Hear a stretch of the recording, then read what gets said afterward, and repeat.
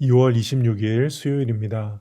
오늘 우리에게 주시는 하나님의 말씀은 마가복음 6장 14절에서 29절까지의 말씀입니다. 이에 예수의 이름이 드러난지라 헤롯 왕이 듣고 이르되 이는 세례 요한이 죽은 자 가운데서 살아났도다. 그러므로 이런 능력이 그 속에서 일어나느니라 하고 어떤 이는 그가 엘리야라 하고 또 어떤 이는 그가 선지자니 옛 선지자 중에 하나와 같다 하되 헤롯은 듣고 이르되 내가 목벤 요한 그가 살아났다 하더라. 전에 헤롯이 자기가 동생 빌립의 아내 헤로디아에게 장가든 고로 이 여자를 위하여 사람을 보내어 요한을 잡아 옥에 가두었으니 이는 요한이 헤롯에게 말하되 동생의 아내를 취한 것이 옳지 않다 하였습니다.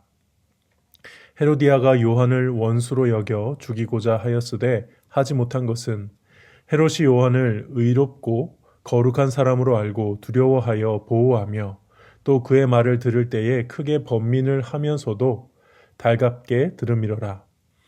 마침 기회가 좋은 날이 왔으니 곧 헤롯이 자기 생일에 대신들과 천부장들과 갈릴리의 귀인들로 더불어 잔치할세. 헤로디아의 딸이 친히 들어와 춤을 추어 헤롯과 그와 함께 앉은 자들을 기쁘게 한지라.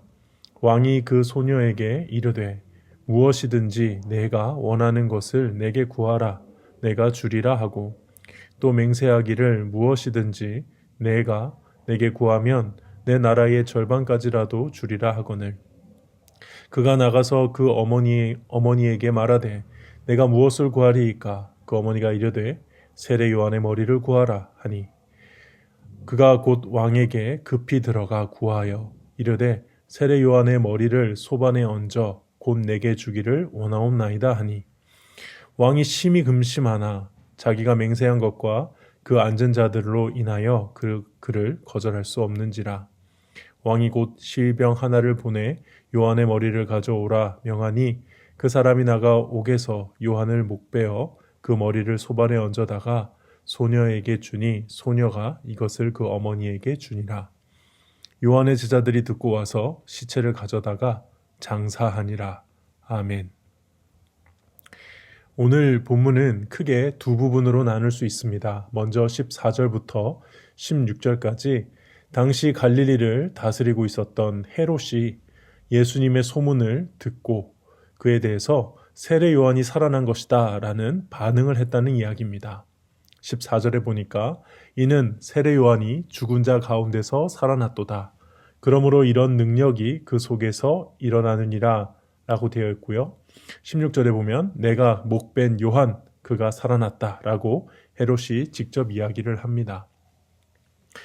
여기서 마가복음만 읽고 있던 사람들 입장에서는 살짝 당황스러운 정보가 등장한 셈입니다. 바로 헤롯이 요한의 목을 베었다는 것이죠. 그래서 마가는 이야기를 잠시 멈추고 세례 요한이 어떻게 헤롯에게 죽임을 당했는지 그에 대한 사건을 기록하는데 그것이 바로 오늘 본문의 17절부터 29절까지의 내용입니다. 먼저 이 헤롯이라는 사람은 헤롯 대왕, 예전에 예수님이 아기일 때 죽이려 했던 그 헤롯 대왕의 둘째 아들 헤롯 안티파스라고 하고요. 당시 갈릴리 지역과 베레아 지역을 다스리던 영주와 같은 존재입니다. 오늘 본문에서는 왕이라고 표현하기는 했지만 실제로 예수님이 십자가에 죽으시고 난 뒤 AD 37년에 왕의 칭호를 받으러 로마에 갔었습니다. 근데 칭호는 받지 못하고 정치적인 공격을 받아서 결국 유배를 가게 되거든요. 그래서 엄밀히 말하면 지금 왕은 아닙니다. 그러나 실제 그 지역을 왕처럼 다스렸던 영주로 보입니다. 그런데 이 헤롯 안티파스는 이게 사생활이 아주 문란했는데요. 아내가 있음에도 불구하고 자신의 동생인 헤롯 빌립의 아내와 불륜의 관계를 가졌고 그 불륜의 관계를 가진 여자 이름이 오늘 본문에 등장하는 헤로디아라는 여자입니다. 그래서 나중에 헤롯이 자신의 본처 아내를 버리고 이 여인과 결혼을 하는데요. 여기에 대해서 세례 요한이 이렇게 말했죠. 18절입니다. 이는 요한이 헤롯에게 말하되 동생의 아내를 취하는 것이 옳지 않다 하였습니다. 세례 요한은 구약의 마지막 선지자답게 자신을 죽일 수도 있는 이 폭군에게 하나님의 말씀에 근거해서 그 잘못을 정확하게 지적했습니다. 당연히 세례 요한의 이 지적에 헤롯은 화가 많이 났습니다. 그리고 요한을 감옥에 가두었죠. 그런데 이 헤롯보다 더 이 요한에게 화가 난 사람이 있었는데 그게 바로 불륜의 대상자였던 헤로디아였습니다. 그래도 헤롯은 세례 요한에 대해서 일말에 좀 경외심이 있었던 것으로 보여요. 20절에 보니까 헤롯이 요한을 의롭고 거룩한 사람으로 알고 두려워하여 보호하며 그의 말을 들을 때에 크게 번민하면서도 달갑게 들음이러라. 근데 이거는 헤롯이 신앙이 있었다는 뜻은 아닙니다. 당시 헬라 문화 중에 하나가 이제 유복한 사람이 스스로 지적인 삶을 좀 추구하면서 철학자 혹은 성견자 이런 사람들을 좀 후원하는 그런 배경이 있었거든요. 그래서 실제로 철학자가 제시하는 그런 윤리적인 삶은 살고 싶은 마음이 아예 없으면서도 막 그런 것을 후원함으로 자신이 교양 있고 또 상류층의 어떤 수준 있는 사람처럼 보이고자 하는 그런 게 있었던 거죠. 헤롯한테는 세례 요한이 그런 존재였던 겁니다. 특히 많은 사람들이 세례 요한을 선지자로 여기고 있는 마당에 굳이 자신이 위험 부담을 안고 요한을 죽이기까지 할 필요는 없었던 거죠. 그러나 헤로디아의 생각은 달랐습니다. 그녀는 정말 요한을 죽이고 싶어 했죠. 그래서 결국 헤롯의 생일 때 자신의 딸이 그 왕 앞에서 춤을 추게 한 다음에 원하는 것을 얻게 되는, 원하는 것을 구하는 대로 다 받게 되는 상을, 이제 그런 것을 약속을 받게 되죠.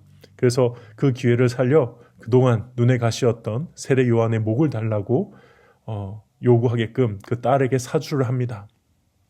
헤롯은 아차 싶었겠지만 이미 많은 사람들 앞에서 맹세를 해버렸기 때문에 어쩔 수 없이 그렇게 세례 요한은 결국 순교하게 되며 그의 삶을 마무리하고 이 세례 요한의 제자들입니다. 제자들이 세례 요한의 시체를 가져다가 장사하며 오늘 본문이 마무리가 됩니다. 오늘 본문에서는 우리가 무엇을 묵상해 볼 수 있을까요? 정말 위대한 선지자 중에 한 명, 이 세례 요한이 너무 허무하게 죽는 것이 아닌가 하는 부분이 본문의 말씀을 묵상하는 가운데 제 마음에 불편함으로 남아있는 것은 사실입니다. 하나님께서 살아계신다면 어떻게 이렇게 처참하게 당신의 종이 죽도록 내버려 둔단 말인가 하는 것이죠. 우리는 살면서 이와 비슷한 질문을 해야 할 때가 사실 너무나도 많습니다. 물론 이 헤롯은 나중에 그에 상응하는 징벌을 받게 됩니다. 헤로디아와의 이 불륜 때문에 결국 이혼당한 아내가 자기 친정으로 돌아가는데요. 그 친정이 다름 아닌 아라비아입니다. 아라비아 왕입니다. 그렇죠? 장인이 아라비아 왕이에요. 그래서 아라비아 왕이 결국 이 헤롯이 다스리는 영토에 쳐들어와서 헤롯에게 아주 큰 타격을 입히고요. 이 일 때문에 궁극적으로 왕의 칭호도 받지 못하고 헤롯 아그리빠가 결국 왕의 형제에게 고소를 하는 바람에 이 헤롯 안티파스는 유배를 가서 죽음을 맞이하게까지 됩니다. 결국 그래서 당대 사람들은 전부 이 헤롯이 망하는 과정을 지켜보면서 저거 세례 요한을 죽여서 하나님께 벌을 받았다, 다들 그렇게 말을 했다고 합니다. 그래서 정말 이 헤롯은 자기가 한 짓에 상응하는 벌을 받았다고 할 수 있죠. 그런데 그렇다 하더라도 이 세례 요한의 입장에서 보면 이 사항은 너무나도 가혹한 것 아닐까 하는 것이죠. 하나님께서 베드로를 감옥에서 꺼내주신 것처럼, 바울과 실라를 감옥에서 구해주신 것처럼 이 세례 요한을 구해주실 수는 없었냐는 것입니다. 하나님께서는 충분히 그럴 만한 능력이 있으시지 않습니까? 그러면 또 정말 좋은 간증거리 아니겠습니까? 세례 요한이 하나님만 바라보고 당당하게 믿음으로 살았고, 그래서 두려움 없이 바른 말을 했다가 위기에 처했으나 하나님께서 기적적으로 구해주셨다. 아니면 예수님이 찾아가서 구해주실 수도 있지 않았을까요? 예수님 대신 바나바도 살았는데 왜 세례 요한은 못 사는 것입니까? 그런데 성경에는 놀랍게도 이런 세례 요한과 같은 이야기가 꽤 많습니다. 창세기에 보면 처음 시작했을 때 아담과 하와가 낳은 두 아들, 가인과 아벨 이야기를 봐도 그렇습니다. 아벨은 그냥 예배를 잘 드리고 나왔는데 죽임을 당했죠. 예배를 잘 드렸다는 이유로 죽임을 당했는데 어떠한 다음 이야기가 없습니다. 다윗에게 죽임을 당한 우리아는 어떻습니까? 하나님과 다윗에게 충성한 대가였죠. 대가가 혼자 적진에 돌격하다 죽는 것이었죠. 초대교회 야고보도 감옥에 갇혔을 때 다른 사도들에 비해 일찍 죽임을 당했습니다. 우리가 기적으로 구원받는 사람들의 이야기에만 집중해서 그렇지 성경 곳곳에는 하나님께서 구해주시지 않은 의로운 사람들의 이야기도 적지 않다는 것입니다. 그렇다면 우리는 이 말씀을 어떻게 받아들여야 하는 것일까요? 저는 이 질문을 가슴에 품고 오랫동안 고민한 적이 있습니다. 그러다가 문득 이 사실을 깨닫고 무릎을 탁 쳤는데요. 바로 하나님께서는 이러한 상황에 하나님께서 구해주시지 않는 그 의로운 사람들의 죽음 앞에서 우리 하나님께서는 전혀 미안해하지 않으신다는 것입니다. 의인이 고난을 당하거나 혹은 죽임을 당하는 장면에서 하나님이 미안해하시는 것을 제가 본 적이 없어요. 왜일까요? 하나님께서 냉혈한이셔서 그런 것일까요? 아닙니다. 그것은 하나님께서 영원에 계시기 때문에 그렇습니다. 영원한 현재에 계신 하나님, 우리와 다른 과거, 현재, 미래가 있는 이 시간 속에 갇힌 우리와 다르게 하나님은 영원 속에, 영원의 세계에 계시기 때문에 그 입장에서 이 찰나의 순간과도 같은 이 세상을 바라볼 때 하나님의 관심은 우리가 이 땅에서 얼마나 누릴 것을 다 누리느냐 마느냐 여기에 있지 않으시다는 거예요. 우리 하나님의 깊은 관심은 우리의 영혼이 구원을 받아 영원한 세상에서 하나님과 함께 영원히 함께 하느냐 못하느냐 하나님의 관심은 오직 거기에 있으시다는 겁니다. 창세기 5장에 보면 에녹이라는 사람이 등장합니다. 그 당시 대부분 900세를 살았는데 그 에녹은 365세밖에 살지 못했습니다. 요즘 세상으로 치면은 30대에 죽은 것이죠. 물론 죽은 건지 승천한 건지 알 수는 없습니다. 근데 성경은 그것을 뭐라고 말씀하느냐? 에녹이 하나님과 동행하더니 하나님이 그를 데려가심으로 세상에 있지 아니하였더라. 이 땅에서 하나님과 동행하던 에녹을 하나님께서 왜 데려가셨습니까? 영원히 동행하시기 위해. 이 세상이 전부라고 생각하면 우리는 이런 하나님 믿고 싶지 않을 겁니다.